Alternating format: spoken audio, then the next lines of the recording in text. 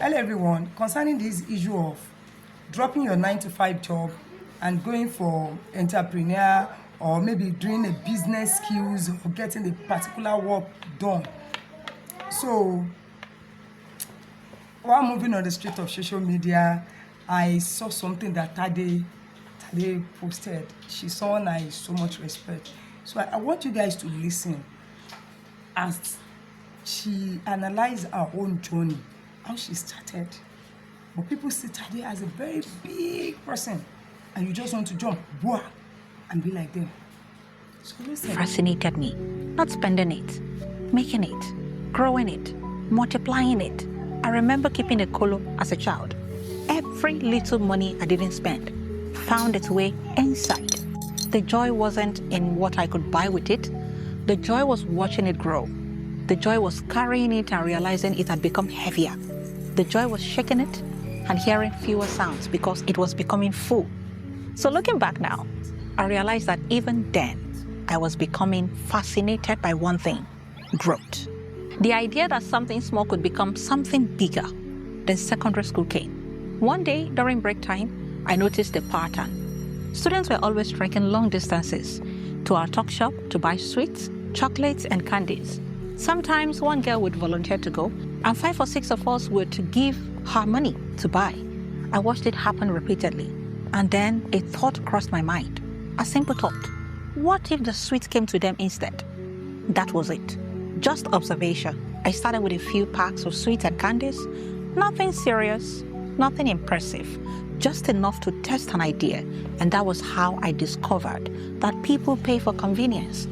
Money follows values. Soon, 1 pack became 2, 2 became 4, 4 became 10.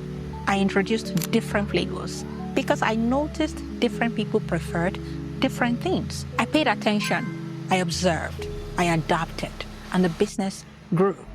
By the time I graduated from secondary school, I was making roughly between 30,000 and 50,000 in profit monthly selling sweets and candies.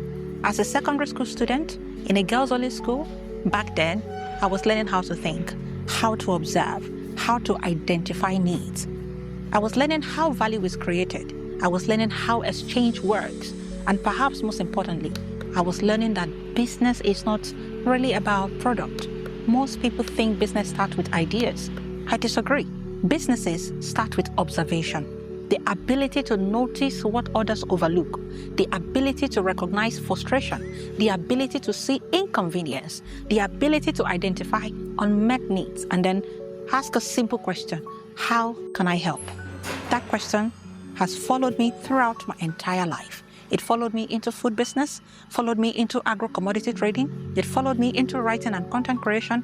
Eventually, it followed me into fashion. The little girl who saw a problem with access to sweet is now the same woman who now sees opportunities to build structure, systems, proof of concept, reliability, and eventually industrial scale fashion.